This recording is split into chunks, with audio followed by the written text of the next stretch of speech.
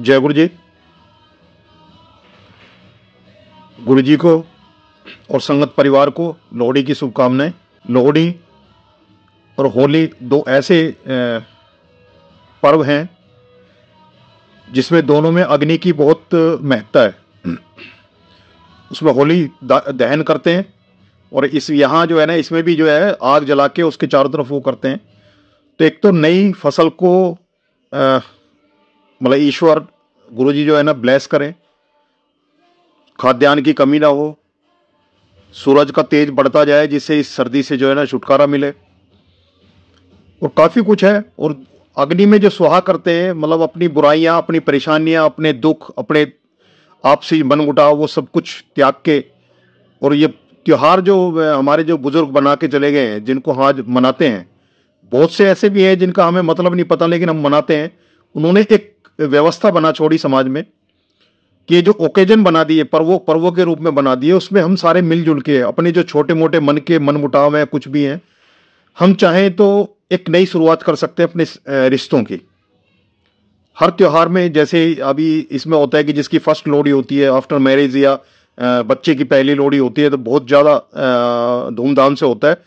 और अंग्रेजी सालों के उस साल के हिसाब में जनवरी से स्टार्ट होता है जैसे, तो ये पहला त्योहार पड़ता है पहले महीने में जो इस धूम से मनाया जाता है। तो आप सबको, गुरु परिवार को, सबको जो है लोहड़ी की बहुत बहुत बधाइयाँ, शुभकामनाएं। और गुरु जी से अरदास कि सबके जीवन में जो अग्नि जलाने के बाद जो रोशनी हुई है, सबके जीवन में जो है ना उजाला आए, अंधेरों का जो है नाश हो, और परिवारों में जो है शांति हो, खुशी हो, और गुरु जी की जो बरकत है वो सब पे, वो ब्लेसिंग सब पे बरसती रहे। आज पिछले 1-1.5 हफ्ते से थोड़ा सा ये सर्दी का जो है ना उसकी पकड़ में था मैं। हालांकि दवाई इस बार भी मैंने नहीं ली, क्योंकि एक अंदर आत्म जो विश्वास है, तो जो नेचुरल अपने खान पान से ही अपने आप को जो है वापिस इसमें लेके आया हूं। तो ये गुरु जी की मेहर है, मेरे हाथ में तो नहीं है इस चीज का कि मैं उस हालात से वापस निकल के कैसे आ सकता हूं, जब तक उनकी मेहर ना हो, कृपा ना हो। मनोज अंकल जिनके थ्रू गुरु जी ने मेरे को पहली बार बुलाया था एक जरिया बना के, उनको जो नागर एक लड़का था जो उसको पिछले 5-6 महीने से उसको बोलता रहा था, लेकिन वो उसकी बात नहीं सुन पा रहा था।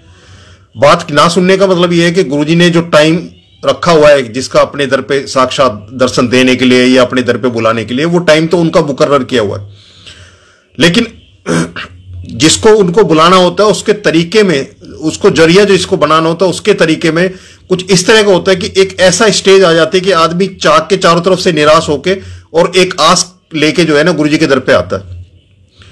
तो उन्हीं का एक दोस्त था, उनके सर्कल में एक दोस्त था, वो बिजनेस करता था, और जो नागर था, मनोज का दोस्त था, वो भी, वो तीनों फ्रेंडशिप में थे वो। तो एक जो दूसरा लड़का था उसको भी जो है ना वो नागर बोला करता था, उसकी अपनी कोई परेशानी चल रही थी, हेल्थ इश्यूज का था, बिजनेस का कुछ था, तो उसको जब भी बोलता था तो वो उसको बहाने लगाता था। जो नागर अंकल थे उनको बहाने लगाता था उनको कि आज मेरी पार्टी आ रही है, उसको मैंने एंटरटेन करना है, कभी किसी काम से, कभी किसी काम से। तो जब भी एम्पायर स्टेट ले जाने की बात करता था तो वो उसको मतलब अवॉइड करता था एक तरह से, क्योंकि हर इंसान का ऐसा मत नहीं होता कि जैसे कि हार्ड मास के इंसान को कोई जो है ना रब मान ले, ईश्वर मान ले या गुरु मान ले।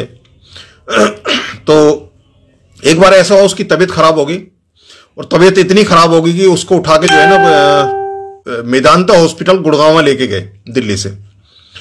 वहां उसको एडमिट कराया, उसके टेस्ट वगैरह हुए, तो उन्होंने बताया जी इनको हार्ट की प्रॉब्लम है और 3 आर्टरी ऑलमोस्ट ब्लॉक है, और चौथी जो है वो भी 75% के करीब खुली है, बाकी जो है मतलब चलता फिरता बॉम्ब है ये, और इमीडिएटली इसको एडमिट करा लो, इसका ऑपरेशन करना मस्ट है, अदरवाइज ये कभी भी फट सकता है, चलता फिरता बॉम्ब है। उस दिन उसको उसकी नागर की बात याद आई और गुरुजी के बारे में याद आया, उसने अपने घर वाले से बोला, कह लगे ऐसे करो, आज मेरे को घर ले चलो और मैं कल मेरे को एडमिट करा देना। अब जल्दबाजी में जब हॉस्पिटल ले गए थे उसकी क्रिटिकल स्टेज में, तो उसको वो फोन उसका नहीं जा पाया साथ में। तो जब वो हॉस्पिटल से आ रहा था तो उसके मन में था कि मैं उसको नागर को फोन करूं कि आज मेरे को गुरुजी के यहां ले जाए। तो उसको दिखाई दे गया था कि उसने जब बता दिया डॉक्टर ने कि भी चलता फिरता बॉम्ब है, कभी फट सकता है, तो उसको लगा कि आखिरी टाइम है। तो आखिरी टाइम जैसे होता है कि एक इसको भी आजमा के देख लेते हैं, तो उसके लिए वो पूरा सोचता हुआ आ रहा था। लेकिन फोन उसके पास में नहीं था, फोन घर पे रह गया था। वो उसको कैसे मैसेज करे कि भाई तू शाम को मेरे को गुरुजी के यहाँ ले जाए एम्पायर स्टेट में। लेकिन जब घर पहुंचता है तो वो नागर अंकल और उसका एक साथी जो है ना, दोनों उसके घर बैठे मिले। उसने बताया कि भाई ऐसे ऐसे जो है ना, वो डॉक्टर ने तो बोल दिया और मैं कैसे ही करके इनको फैमिली वालों को बोल के मैं होकर आया हूं कि भाई एक काम को जो तू गुरुजी के यहाँ कह रहा था कि भाई ऐसे ऐसे गुरुजी हैं, तो मेरे को गुरुजी के पास ले जा। वो उसको शाम को जैसे संगत लगती थी 7 बजे से, तो वो गुरुजी के यहाँ ले गए, तो उसको कैरी करके लेके गए थे उसके पास, मतलब। और काफी दिन हो गए थे, उसको पूरी तरह से खाना वगैरह भी नहीं खा पा रहा ठीक से। वहां गया, उसको जैसे तैसे करके वहां बैठाया गुरुजी के दरबार में। वहां बैठने के बाद उसने जो है वो चाय प्रसाद आया, बड़ी मुश्किल चाय प्रसाद लिया, लंगर आया, तो उसमें से एक चपाती का जैसे तैसे करके उसने खाया। लेकिन जब आज्ञा लेके घर आने का टाइम आया, उतने तक उसकी हालत इस लायक हो गई थी कि वो जो है अपने पांव पे चल के आया। जिसको उठा के लेके आए थे वो अपने पांव पे चल के आया, घर चला गया। अगले दिन उसने बोल दिया जी अब कहीं भी वो भर्ती करा दो। अगले दिन वो जाया, फिर उसके ऑपरेशन करने से पहले उसके टेस्ट वगैरह करे, तो उसमें देखा कि 3 ऑलरेडी जो थी वो क्लियर है और एक में थोड़ी प्रॉब्लम है। तो जो डॉक्टर थे उन्होंने, जो नरेश त्रेहन डॉक्टर थे, उन्होंने अपने जूनियर के ऊपर वो बोलने लगे जी तुमने ये कैसे वो कर दिया कि इसका ऑपरेशन प्लान कर दिया, ये कर दिया, और ये तो इसका तो बिल्कुल चेंज है। तो उन्होंने पिछली रिपोर्ट जो उसकी थी हॉस्पिटल की वो दिखाई, और वो अगली नेक्स्ट जो रिपोर्ट हुई थी वो रिपोर्ट दिखाई। अब दोनों में कंपेयर किया तो वो उसने डॉक्टर ने पूछा उनसे, कह लगे जी आपने यहां से जाने के बाद में घर में कोई दवाई या कोई किसी तरह का कुछ किया है? तो उस लड़के ने बताया, कह लगे जी मैं कल ऐसे से गया था यहाँ गुरुजी के यहाँ, और उसके बाद से मेरे को भी थोड़ा सा महसूस लग रहा है, रिलैक्स लग रहा है थोड़ा। तो वो पूरी टीम को लेके गुरुजी के यहाँ आए थे कि ऐसी कौन सी शक्ति है जो ओवरनाइट में फेट चेंज कर देती है, एक रात में फेट चेंज कर देती है, ऐसी कौन सी शक्ति है? तो ये गुरुजी का था कि मतलब 6-7 महीने से उसको बुलावा आ रहा था गुरुजी का, वो बार बार नागर अंकल उनको बोलते थे। लेकिन जब ऐसे हालात में आ गया, उसको पता है कि अगले उसके जिंदगी में मौत ने उसको दस्तक दे दी है, तब उसको गुरुजी की याद आई, उस नागर की याद आई कि काश मैं एक बार वहां हुआ हूं, उसके बाद मेरा कुछ भी करा देना। ये हमारी जिंदगी में अक्सर होता है कि हम कोशिश यही करते हैं, जैसे छोटी मोटी की बीमारी होती है तो घर में पड़ी गोलियां खा लेते हैं या उसमें कर लेते हैं, लेकिन एकदम से कोई बताए तो इतनी जल्दी से उसका विश्वास नहीं होता। कि पहली बार जब मैं मदरसे में बोलता था जाके अपने मदर को, मैंने कि ऐसे ऐसे गुरुजी हैं, और उनके जो सत्संग मेरे को सुनने को मिलते थे मैं मदर को सुनाया करता था, तो वो एकदम से फ्लैटली यही कहते हुए ऐसे कैसे हो सकता है, ये तो सब जो है ना, ये जो बाबे वगैरह हैं ये तो इस तरह से करते हैं उसमें हिसाब से। हालांकि वो इन चीजों में जाते थे, सियाने के भी जाते थे, पंडित जी के यहाँ भी जाते, सब जाते थे, लेकिन एकदम से कि भी कोई इतनी बड़ी बड़ी चीजों को ऐसे काट दे तो बड़ा उनको लगता था कि ऐसा संभव नहीं है। तो फर्स्ट टाइम जब जाने की बात हुई मैंने उनको तैयार किया चलने के लिए, तो मेरे से एक ही चीज बोली मदर के, भैया मैं तो तेरे गुरुजी को तब जानू जब मेरी ये बीड़ी छुड़ा दे। तो मैं अम्मा से बोला मैंने कि अम्मा जो गुरुजी को मानता है, गुरुजी तो सबके हैं, मेरे अकेले के गुरुजी नहीं है, जो उनको मानता है उनके सबके गुरुजी हैं। और मैंने कि तुमने ये मांगा भी क्या, ये तो बीमारी तुमने खुद ही लगा रखी है बीड़ी पीने की, तो इसको तो आप ही इसको छुड़ा सकते हो, आपके अंदर मतलब मन में थोड़ा सा ठान लो, खत्म हो जाएगा। उन्होंने बात कही थी, यानी कि गुरुजी का एक टेस्ट उन्होंने लिया। फर्स्ट टाइम जब वो गए थे तो मनोज ने लेके आना था जमुना पार से, मैंने ऑफिस से सीधा जाना था एम्पायर स्टेट में। तो मनोज का लाडोसराय एक जगह पड़ती है जहां से कुतुब मीनार की तरफ जाते हैं और सीधा एमजी रोड की तरफ जाते हैं, वहां एक लाडोसराय वो पड़ता है, वहां एक संगत थी। तो मनोज ने मेरे को फोन किया कि भाई साहब मौसी को जो है ना फिर किसी दिन ले जाऊं, इनके यहां छोड़ जाऊं, संगत के यहां। तो मैंने कहा भाई अम्मा से ही पूछ ले, अम्मा क्या कह रहे हैं। तो अम्मा ने उनको बोला था, कह लगे भाई घर से मेरे को गुरुजी के यहाँ मंदिर ले जाने के लिए आया है, लेकिन या तो मेरे को गुरुजी के यहाँ लेके चल मंदिर, या मेरे को घर वापस छोड़ के, मैं किसी और के यहाँ नहीं जाऊंगी। तो मजबूरी में वो एम्पायर स्टेट ले गया मदर को। वहां गया, हम अपनी सेवा में लगे, मदर अपने वहां बैठ के शब्द सुने, चाय प्रसाद वगैरह लिया, लंगर लिया। रात को वापिस आए तो वापिस भी उसको ही लेके जाना था मदर को। मैंने अपने सरकारी क्वार्टर में आना था और उसने मदर को घर छोड़ के आना था और अपने घर जाना था वहां से निकल के। तो उसने अगले दिन मेरे को, जब हम अगले दिन मिले एम्पायर स्टेट में सेवा में, तब मनोज ने मेरे को बताया कि भाई साहब मैं लाडो सराय तक आते आते इतना डर गया था कि मेरे को ये हो गया था कि मैं मौसी को नहीं, किसी बला को बैठा के ले जा रहा हूं। कि मोटरसाइकिल चलाते हुए मेरे जो ना पसीने आ गए और बिल्कुल ऊपर से लेके, मतलब चोटी से लेके और नीचे तक पसीने बहने लगे, इतना वो था। और मैं डर घबरा गया था उस टाइम पे, जब मैंने आपको फोन किया था कि हम मौसी को यहां छोड़ दूं। लेकिन क्योंकि मौसी जी ने ये कह दिया, कहने लगे या तो गुरुजी के यहां लेके जा या मेरे को वापिस लेके जा।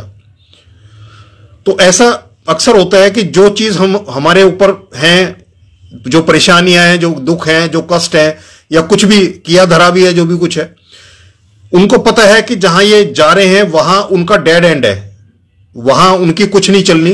तो कोशिश उनकी होती है कि वो किसी तरह से उनको उस जगह जाने से रोकें, गुरुजी के यहां जाने से रोकें। तो वही मदर के साथ हुआ था। उससे पहले कुछ आते थे हमारे घर पे, आते थे, वो बताते थे कोई जिन्न है, कोई कुछ बताते थे, वो तरह तरह की बातें करते थे।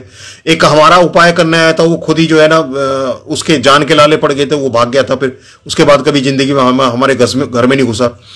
तो मदर जब गए थे तो उनके साथ में जो परेशानी थी, जो उनकी जो अपनी उस साथ जो कैरी कर रहे थे, तो वो वहां जाने से रोक रही थी। नहीं तो एक मोटरसाइकिल चलाने में ऐसा पॉसिबल ही नहीं है कि हम मोटरसाइकिल चलाने वाले को पसीना आने लगे। वो मतलब मनोज ये कह रहा था कि भाई साहब ऐसा लग रहा था कि जैसे मोटरसाइकिल को पीछे से कोई खींच रहा है, मैं आगे को बढ़ा रहा हूं गियर बदल के और वो कोई पीछे से खींच रहा है। तो इस तरह का उसको लगा। मदर वहां गए, वहां जाने के बाद वापिस मदर आए घर पे।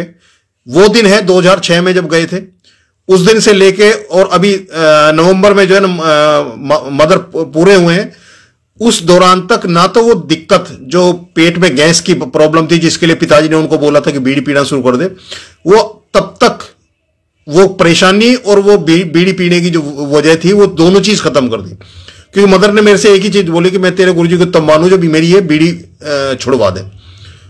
बिना किसी एक्स्ट्रा उसके एक बार लंगर करके आए, गुरुजी के सामने बैठ के आए, उसी दिन वो चीज छूट गई। एक दिवाली पे ऐसी मदर जो है वो अपना ऊपर पूजा की, दिवाली मनाई।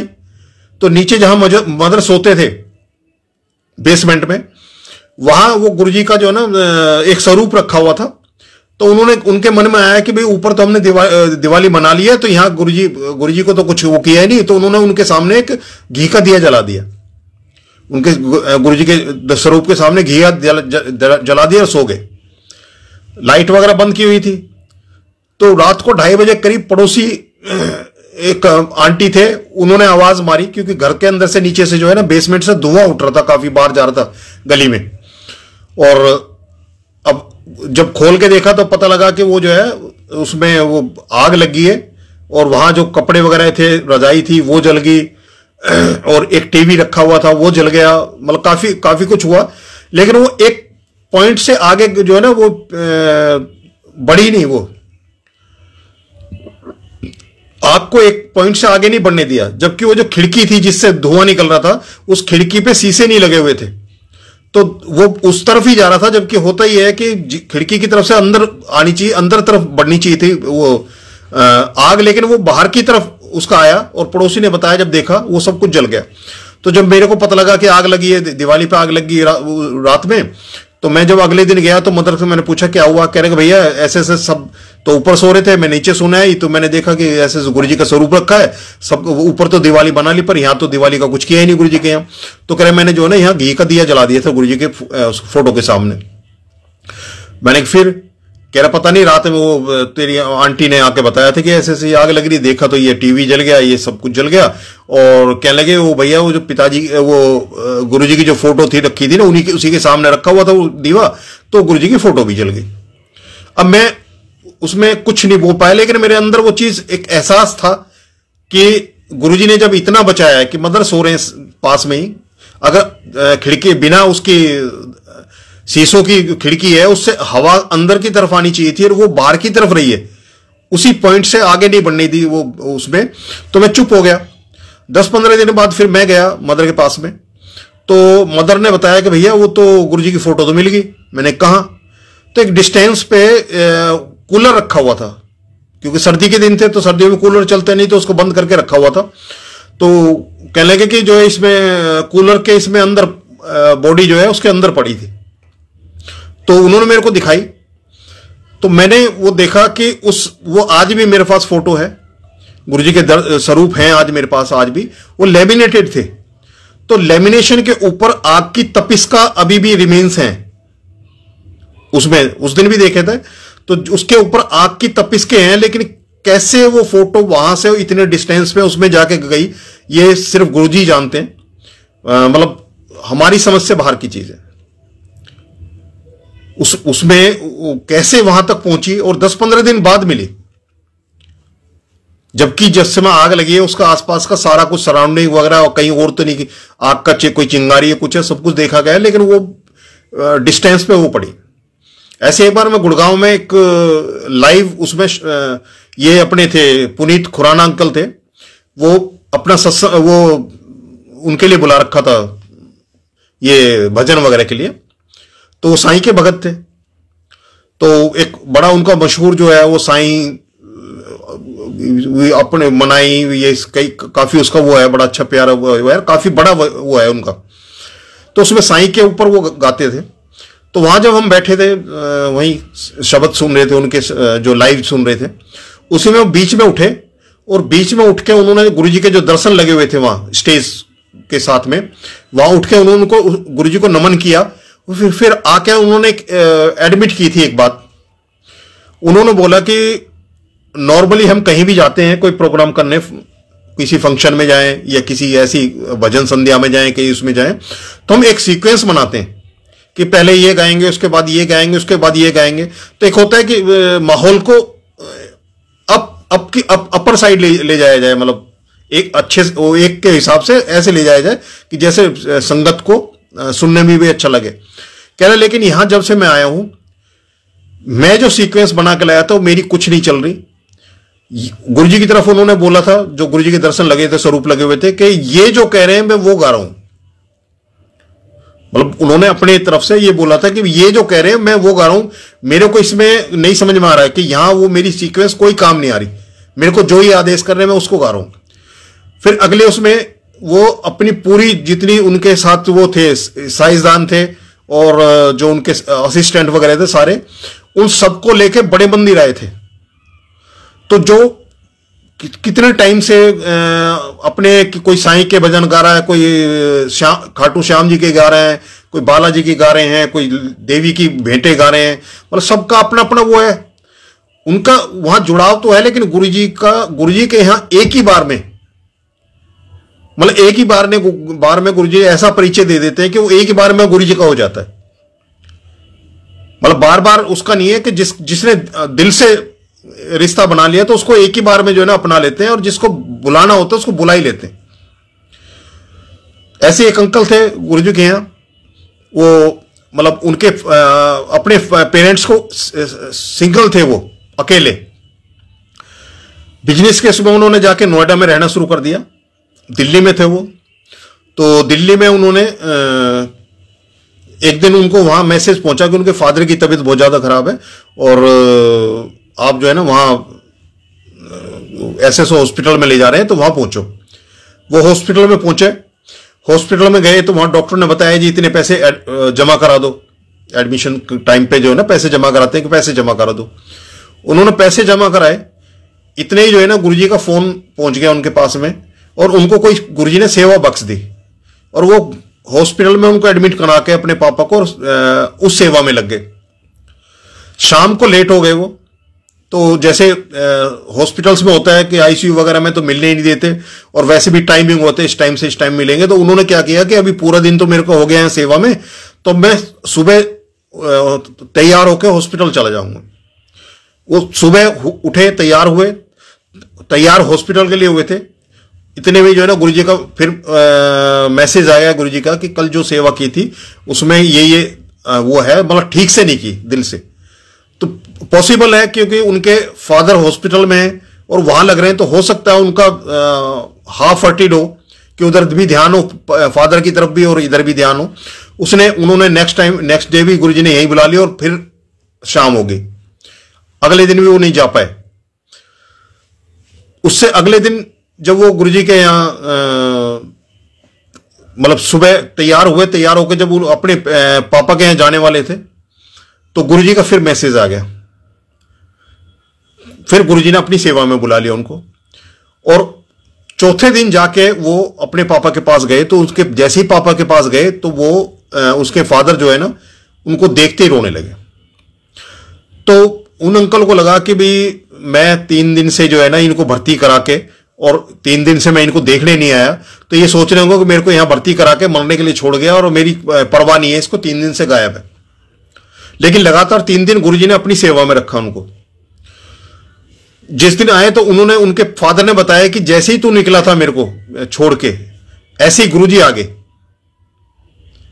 तो गुरुजी ने आके बोला कि फिर कह रहा मैं तो आ गया सी, तेरे बाबे किथे हैं जो 25 साल से जिनको बनाता है, उनको किस मतलब वो कहां हैं? तो उसने कहा कि गुरुजी मैंने सबको अरदास कर ली, कोई आया नहीं। कह रहा मैं तो आ गया। तो कि उससे पहले जब वो गुरुजी के यहाँ जाना शुरू किया था उसने, उनके बेटे ने, तो उन्होंने अपने पापा को बताया, जैसे मैंने अपनी मदर को बताया कि ऐसे ऐसे गुरुजी हैं और इस तरह से कल्याण करते हैं, सत्संग सुने, वो उनको सुनाए। तो उनके फादर ने बोला कि जी मैं राधा स्वामी हूं और 25 साल से उनको मना रहा हूं, तो मेरे अपने गुरु हैं, तो मैं क्या करूंगा और गुरु मतलब तेरे गुरु के पास में जाके। तो एक बार बार बार कहने के बाद एक बार वो गुरुजी के यहाँ आए थे एम्पायर स्टेट में। तो जब आए थे, आने के बाद उन्होंने वापस जाति बार जो ना अपने लड़के को बोल दिया कि भाई तेरे कहने से मैं एक बार आ गया तेरे गुरुजी के पास में, लेकिन दोबारा मेरे को मत कहना।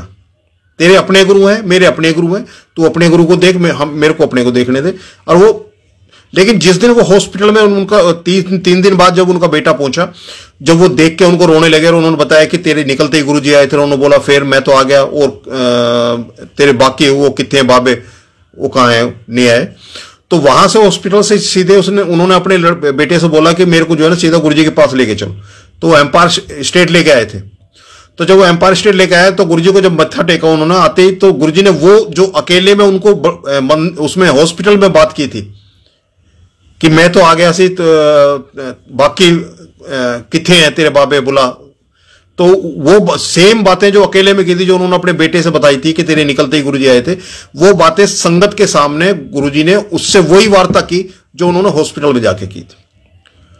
तो 25 साल की जो एक उनकी वो थी पूजा, मतलब राधा स्वामी उसमें 25 साल की पूजा को एक ही बार की हाजिरी में उन्होंने इतना वो कर दिया कि वो 25 साल को जिनको मनाते थे उनको सबको अरदास करने के बाद भी कोई भी जब वक्त पड़ा तो कोई भी हाजिर नहीं हुआ। लेकिन गुरुजी एक हाजिरी की उसमें जो है गुरुजी उनके पास पहुंचे और उसके बाद उनको कॉन्फिडेंस हो गया कि उनको अब कुछ नहीं होना, क्योंकि जिसके सिर पे सदगुरु का हाथ हो जाए उसके बाद उसको वो कुछ होने भी नहीं देते। ये कहते भी हैं कि वो उसके कर्मों को काटने के लिए अपनी तपस्या में से, अपने यश में से, अपनी उसमें से भी खर्च करना पड़े गुरु, लेकिन अपने उसको पूरी तरह से जो ना प्रोटेक्ट करके रखता है। तो ये उसमें था कि उनको विश्वास हो जाता है।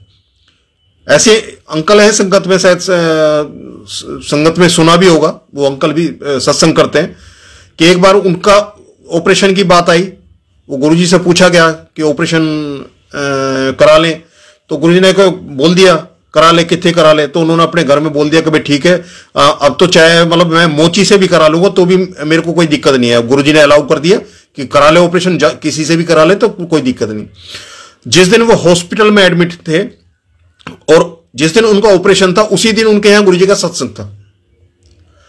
तो उन्होंने आंटी आंटी वहां, क्योंकि आंटी थे उनके उसमें, तो आंटी उनके पास थे, तो वो अंकल ने बोला कि मेरे पास तो गुरुजी हैं, क्योंकि उन्होंने बोल दिया कि कहीं भी ऑपरेशन करा ले तो मेरे पास तो गुरुजी हैं, तुम एक काम करो, जो कमिटमेंट कर रखा है कि गुरुजी का जो सत्संग कराने का है, तुम घर में जाके जो है ना, गुरुजी आएंगे तो घर में आके जाके गुरुजी का सत्संग भी करो।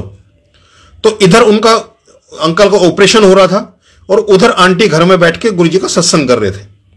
ये वो विश्वास है कि जिस विश्वास के ऊपर बच्चा उछलने के बाद भी हंसता है, रोता नहीं है।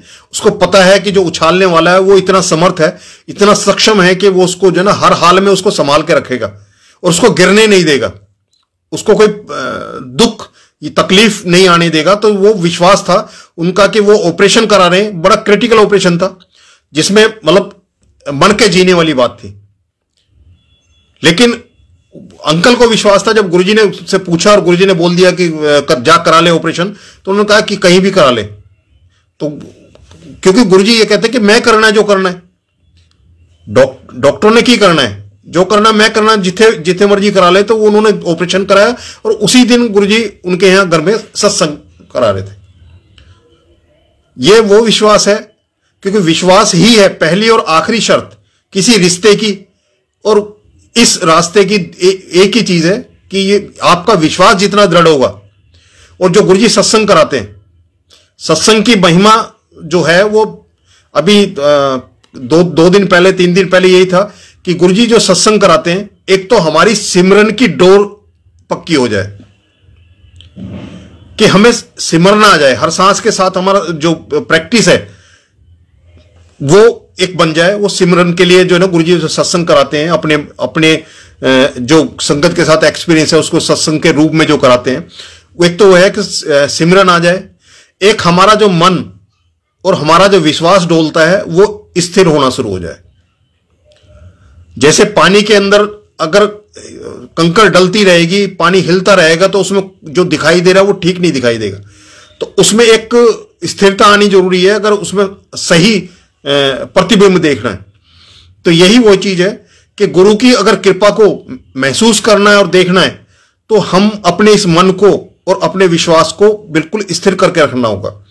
और वो तभी रखेगा जब आपका श्रद्धा और विश्वास, श्रद्धा आपका जो भाव है उसकी संपूर्ति होती रहेगी, तो साथ में जो है ना आपका विश्वास भी बढ़ता जाएगा। और बड़े मंदिर में मैं पहले भी जैसे सत्संग में मैंने बताया कि जैसे संगत सेवा कर रही है, साथ खड़े होकर गुरुजी सेवा करा रहे हैं, सेवा बख्श रहे हैं और सेवा करा रहे हैं, उनको छोड़ के संगत बोलती थी कि अंकल हम जो है ना उसमें हॉल में जाके जो है गुरुजी को मत्था टेक रहे हैं।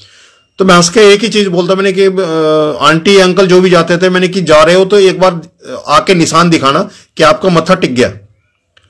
क्योंकि मैंने तो वो चीज महसूस की है कि जब गुरुजी ने सेवा बख्श दी और गुरुजी साथ खड़े होकर सेवा करा रहे, तो उनको छोड़ के जाना कहां।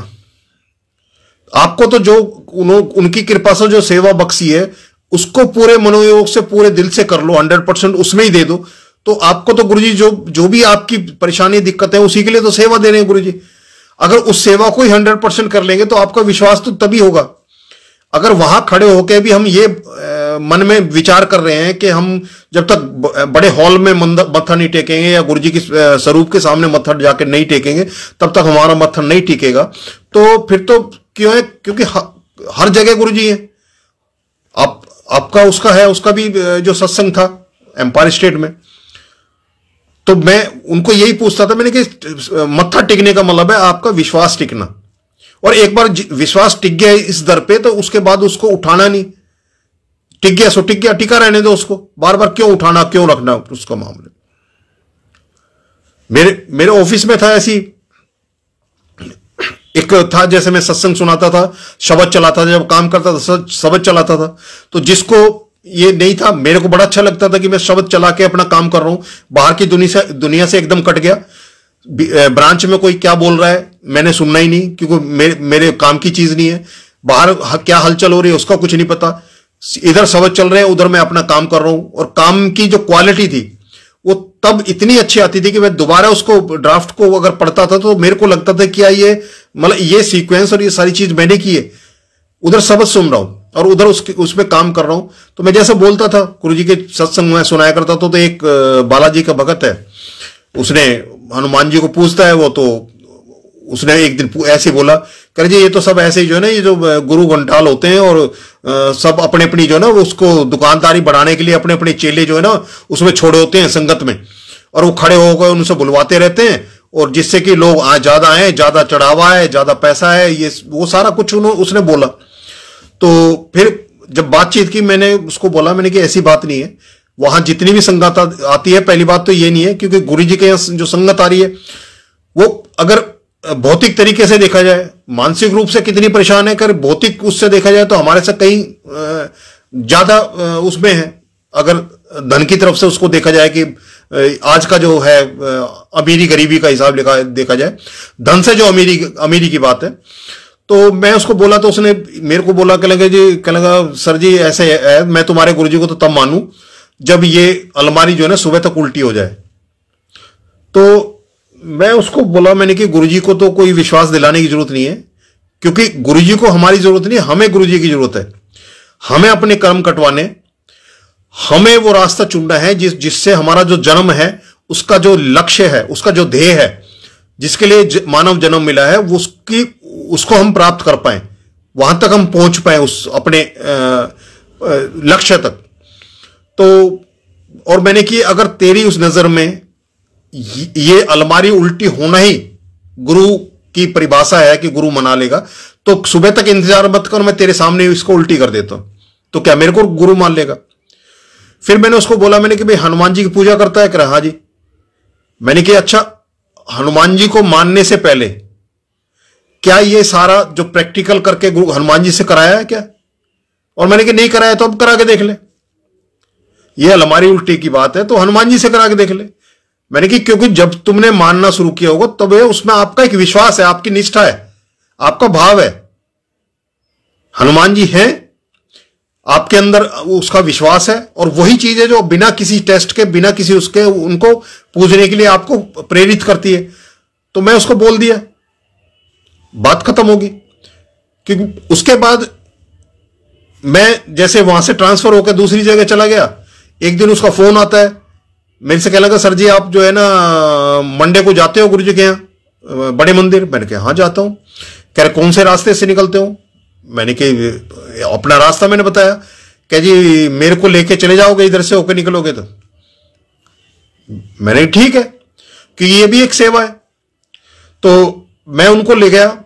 फर्स्ट टाइम जब वो मेरे को मिले रास्ते में खड़े होकर, मैंने उनको बैठाया, मंदिर गए, मंदिर जाके जो भी मत्था टेकना सब कुछ किया, चाय प्रसाद लिया, उस समय लड्डू प्रसाद या सब वो मिला करते थे, समोसा प्रसाद हो गया, ब्रेड पकौड़ा प्रसाद हो गया, बर्फी प्रसाद हो गया, जलेबी प्रसाद हो गया, तो वो लिया, वापिस आ गए।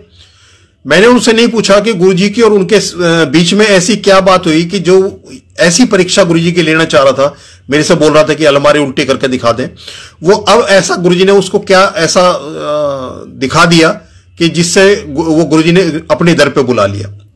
क्योंकि ये 1 to 1 है, मेरा पूछना नहीं बनता। अगर वो अपनी मर्जी बताता तो ठीक था, लेकिन मैंने नहीं पूछा, क्योंकि गुरुजी के और उसके बीच की बात है, मैं बीच में क्यों हूं? मेरा आना बनता ही नहीं। मेरे को तो उस दिन बात हुई, उसके बाद खत्म होगी। मेरी याद में भी नहीं था कि वो जाएगा नहीं जाएगा, लेकिन वो जा रहा है। आज भी गुरुजी की उस संगत से जुड़ा हुआ है। वही नहीं जुड़ा, उसके बड़े भाई, उसके और उनकी फैमिली, वो सब कुछ जुड़ गए गुरुजी से। तो गुरुजी ने जिसको जोड़ना है, मिलाना है, उसको अपने तरीके से करना है। और एक बार गुरुजी ने वो है कि एक बार उसको बोल दो, एक बार उसको हाथ पकड़ के ले जाओ गुरुजी के यहाँ, बाकी फिर गुरुजी जाने और वो जाने, वो उनका काम है। हमारे उसमें नहीं है कि वो जाता है नहीं जाता है क्या है। क्योंकि मेरे ऑफिस में एक मेरा कुलीग था, तो एक बार मेरे को पता लगा वो बीमार है, घर पे है, तो मैं उसके घर गया दोपहर को। जब मैं गया तो उनके हाल चाल पूछने गया। गर्मियों की छुट्टियां पड़ रही थी, तो उनकी सिस्टर एक आई हुई थी अपने बच्चों को लेके दिल्ली में, और रहती थी नोएडा, तो दिल्ली में आए हुए थे उनके वहां छुट्टियां बिताने के लिए। उन्होंने छोले भटूरे बनवा रखे थे, तो भाभी जो है, दोस्त की वाइफ जो है, उन्होंने बोला कि भाई साहब वो छोले भटूरे बनवाए बच्चों ने, कि आपके लिए ले आऊं? तो मैं बोला, मैंने कि मैं तो लंच करता नहीं। कह रहा लंच कहाँ कर रहे हैं, हम तो बच्चों ने बनवा लिया, अब हम भी खा लेंगे, तो बोलो आपके लिए। पहले तो मैंने थोड़ा वो किया, फिर मैंने कहा ठीक है चलो ले आओ, एक ले आओ। तो मैं वो जब लाने लगे तो उससे पहले वो फिर रसोई के पास जाके और अपने हस्बैंड को जो बीमार पड़े, जो बेड पे लेटे हुए हैं, जिनको मैं देखने गया हूं, उनकी तरफ इशारा कर रहे हैं। तो मेरे दिमाग में एकदम आया कि मैंने कहा हो ना हो ये जो है लहसन वगैरह की बात है, क्योंकि उससे पहले कभी उनके घर गया तो उनके यहाँ लहसन सब्जी में इस्तेमाल होता था और मेरे को लहसन चलता नहीं था, हजम नहीं होता था। तो मैंने उनको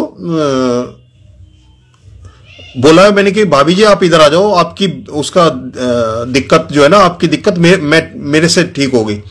वो आए तो वो थोड़ा उनको लगा ऑकवर्ड सा लगा कि मैंने इनको निमंत्रण भी दे दिया और जो है ना अब ये खिला नहीं सकते। तो उन्होंने बोला कि भाई साहब उसमें छोलों में जो है ना वो लहसुन पड़ा हुआ है और आज ना घर में अचार है और ना दही है और ये इसमें लेटे हुए हैं। तो मैंने कोई बात नहीं, ऐसे से मैं गुरुजी के यहाँ जाता हूँ। तो गुरुजी ने जो है वो अपने इसमें लंगर में लहसुन खिला दिया और मेरे को कुछ नहीं हुआ। तो मेरे को कोई प्रॉब्लम नहीं है, आप जो है ना वो लहसुन ले आओ। क्योंकि अपनी लाइफ के 40-44 साल मैंने लहसुन को जानबूझ के खाने की भी कोशिश की, क्योंकि मेरे फ्रेंड सर्किल में भी लहसुन चलता था उनके घरों में। तो मैं जब जाता था तो परेशानी होती थी, मेरी इन लॉज में भी चलता था, तो वहां भी बिल्कुल अलग हो जाता था, मतलब हो जाता था। 1-2 बार मैंने खाने की भी कोशिश की। एक होली पे मेरे दोस्त कहने के भी तेरी वजह से कई दफे प्रोग्राम खराब हो जाता है। तो मैंने लहसुन जानते बूझते लहसुन के पकोड़े खाए। 20 मिनट आधा घंटे का टाइम हुआ और अंदर से जितना कुछ था सब कुछ लेकर लहसुन बाहर हो गया। एक बार दोबारा कोशिश की, तब भी उसके बाद ऐसे ही हुआ, मतलब लहसुन अंदर रुके ही ना, हजम ही ना हो। तो लेकिन जब गुरुजी के यहाँ उसमें लंगर में खाया, पता है मेरे को लहसुन खा रहा हूं, लेकिन वहां जाके क्योंकि एक तो जो गुरुजी की जो कृपा है वो बड़ी है कि वहां वो लहसुन उस तरह से असर नहीं कर रहा था जिस तरह से मैं घर में खा के देख रहा था, तब वो चीज होती थी। तो थोड़ी सी खटक थी कहीं ना कहीं मेरे को कि भाई आज लहसुन खा लिया, इसमें लंगर में लहसुन खा लिया। लेकिन मैं घर भी आ गया, सेवा करके रात को घर भी आ गया। लेकिन घर आने के बाद भी मेरे को लहसुन से कोई परेशानी नहीं हुई। तो मैं उनको भाभी जी को बोला, मैंने कि आप ले आओ, मैंने वहां खा लिया। वो भी ये चीज देखने के लिए कि 40-45 साल की उम्र तक जिसने लहसुन नहीं खाया और एक बार प्रसाद में लंगर में जो है वो लहसुन खाने के बाद इसकी वो समस्या दूर हो गई। तो इस चक्कर में वो मेरे साथ गए थे, गुरुजी के यहाँ एम्पायर स्टेट गए थे मेरे साथ में। तो वो मेरा दोस्त और उनकी वाइफ दोनों गए थे मेरे साथ में एम्पायर स्टेट। वहां जब गए तो वो प्रोसेस था, पहले जाके नीचे वहां बैठते थे बाकी संगत, गुरुजी उसमें बैठते थे। फिर चोला डालने के लिए गुरुजी रूम में जाते थे तो सारी संगत खड़ी होती थी गुरुजी के साथ में। फिर जब गुरुजी वापस आते तब संगत खड़ी होती थी। और फिर लंगर के टाइम पे जो है ना अरेंजमेंट जो करते थे, चार संगत को आमने सामने बैठाया करते थे, तो फिर संगत का अरेंजमेंट होता था, तो उसमें भी उठना बैठना पड़ता था या खिसकना पड़ता था। और फाइनली मत्था टेकने का वो भी टाइम उसमें लंगर उसकी बात थी। तो जब उन्होंने उस दिन वो प्रोसेस पूरा किया, मैं तो अपनी सेवा में चला गया, वो दोनों हस्बैंड वाइफ अंदर बैठे हुए थे गुरुजी के उस प्रोसेस में रहे गए। तो नेक्स्ट टाइम जब मेरे से उनकी मुलाकात हुई तो उनकी वाइफ ने बताया, मेरी भाभी ने बताया, उन्होंने कहने लगे कि मैं 4-5 साल से नीचे बैठना मैंने बंद कर दिया था, क्योंकि डॉक्टर ने बिल्कुल मना कर दिया था, नीचे नहीं बैठोगे आप। उनकी रीढ़ की हड्डी में कोई प्रॉब्लम थी जिसकी वजह से नीचे बैठना उनका मना था। कह रहे जब मैं वहां गई तो वहां मजबूरी थी, क्योंकि वहां बिल्कुल पिन ड्रॉप साइलेंस थी, कोई बोल ही नहीं रहा था, ना कुछ कर रहा था। अब वहां मैं क्या कुर्सी मांगती, क्या करती, जैसे सब बैठे थे नीचे मैं भी बैठ गई। तो मैं यही सोच रही थी जब बैठ रही थी कि मैं बैठ तो गई हूं पर मुझे उठाएगा कौन, मतलब बिना सहारे के मैं उठ नहीं सकती। पर कह रहे पता नहीं कैसे हुआ कि जब वो गुरुजी जो है चोला डालने के लिए उसमें गए, रूम में गए, सब खड़े हुए, मैं भी खड़ी हो गई। कह रहा सब बैठ गए, फिर मैं भी बैठ गई ऐसे ही नॉर्मल जैसे रूटीन में। फिर गुरुजी जब चोला डाल के आए तो कह रहे सारी संगत को खड़े हो देख के फिर मैं भी खड़ी हो गई साथ में। और फिर गुरुजी जब गद्दी पे बैठ गए और फिर सारी संगत बैठी, फिर मैं बैठ गई। तो कह रहे कि मुझे ये नहीं पता लगा कि वो 2-2.5 घंटे जो वहां बैठना था, शब्द सुने 2 घंटे, 7 बजे से लेकर 9 बजे, फिर लंगर किया। कह रहे इतनी बार मैं उठ के बैठ गई बिना किसी सहारे के, ना मेरे को कोई ये कह रहा दिमाग में भी नहीं रहा और शरीर में भी नहीं रहा कि मैं बैठ के उठ नहीं सकती अपने आप, और 4-5 साल से बैठना भूल गई थी। तो ये उन्होंने अपना एक्सपीरियंस बताया था। फिर एक दिन वो ऐसे ही ध्यान में बैठे थे, ये गुरुजी के उसमें जो है ना बैठे थे ध्यान में आंख बंद करके। तो गुरुजी ने उनके हाथ पे चपाती प्रसाद रखी तो मेरे को उन्होंने फोन करके पूछा कि भाई साहब ऐसे ऐसे जो है ना, मैं ऐसे बैठी थी आंख बंद करके, हाथ वो करके जैसे तपस्वी बैठते हैं, और कह रहा मेरे हाथ ऐसे थे उसमें, और अंगूठे पे जो उंगली को ऐसे करके बैठते हैं, और कह रहे मेरे को लगा के ऐसे ऐसे गुरुजी आए और मेरे हाथ पे जो ना चपाती प्रसाद रखा है। तो इसका क्या मतलब है? मैंने कहा गुरुजी ये कह रहे हैं कि जितना लंगर कर सकते हो कर लो, मौका है। तो वो जाने लगे।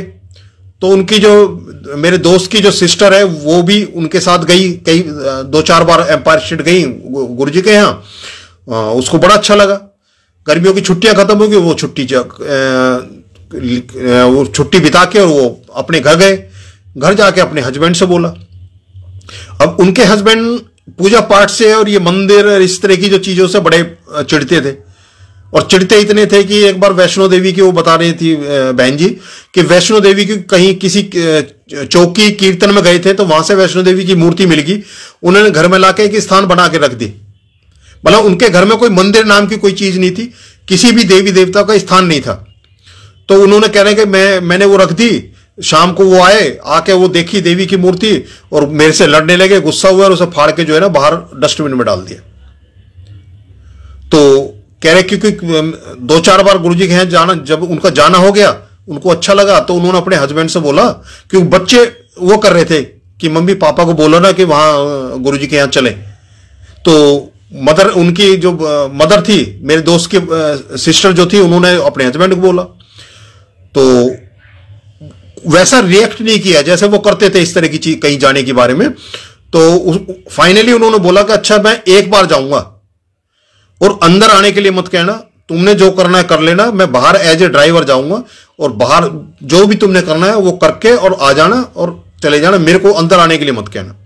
उन्होंने कहा चलो इतनी कृपा बहुत है कि वो एक बार तो कह रहे हैं कम से कम चलने के लिए, तो वो चले। और बच्चों को उन्होंने समझा दिया कि ज्यादा कोई बात करने की जरूरत नहीं। अब वो जब बड़े मंदिर पहुंचते हैं, बड़े मंदिर में वो जब एंट्री कर रहे होते हैं, तो जो दोस्त की सिस्टर है उनको लगा कि उनके हस्बैंड भी पीछे आ रहे हैं।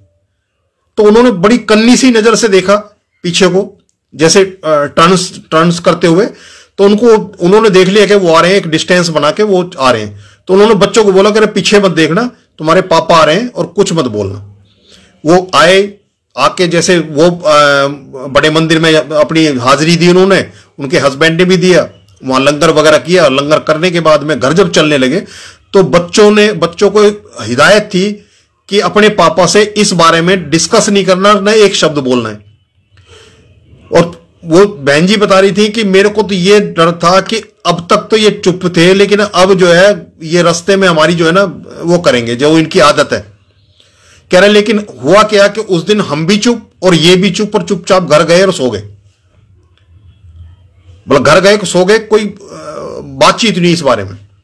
तो हमें ये था कि इन्होंने बोला था कि एक बार मैं जाऊंगा, उसके बाद दोबारा कभी मेरे को बोलना नहीं। तो हमें ये था कि कभी भैया के यहाँ जाएंगे तो जाने का गुरुजी के यहाँ मौका मिलेगा। इन्होंने तो एक बार की अपनी बात कर ली पूरी जो करनी थी। अगले दिन 3 बजे, नेक्स्ट डे 3 बजे करीब उनके हस्बैंड का फोन आता है, कह रहे यार चलना है क्या? वो कह ले कहां? कह रहे वहीं जो कल गए थे गुरुजी के यहाँ वहां। वो कह ले जी आपने बोला था कि एक बार जाऊंगा, उसके बाद दोबारा कभी मत बोलना। कहने यार सुबह से ऐसा लग रहा है कि गुरुजी ना वो खींच पहनती है ना जो कहते हैं, तो वो उसमें था कि भाई ऐसा लग रहा है कि वो सुबह से मेरे को खींच रहे हैं अपनी ओर। वो कह लगे जी ठीक है, अगर आप ले जाओगे तो चले जाएंगे। तो वो 3 बजे जैसे बाल रहे थे, शाम को उन्होंने प्रोग्राम बनाकर बच्चों को लेके आ गए। तो बहन जी ने बताया कि लगे कि हमारी जिंदगी की सबसे बड़ी जो वो थी परेशानी कि वो ना पूजा पाठ करते थे, ना करने देते थे, ना कहीं ऐसी जगह जाने देते थे, ना जाते थे। और कह रहा गुरुजी ने हमारी जिंदगी की सबसे बड़ी जो जिंदगी में सबसे बड़ा जो एक वो वैक्यूम था वो खत्म कर दिया कि उनको ही गुरुजी ने ऐसी लगन लगा दी कि हमें उनको कहने की जरूरत ही नहीं पड़ती कि वो गुरुजी के यहाँ चलना है। तो ये है, क्योंकि जितना जो नास्तिक होगा, नास्तिक का मतलब है जिसकी प्लेट साफ है। हम क्या करते हैं कि हम होम्योपैथिक भी ले रहे हैं, आयुर्वेदिक भी ले रहे हैं, इंग्लिश भी ले रहे हैं, यूनानी भी ले रहे हैं और देसी फार्मूले भी अपना रहे हैं।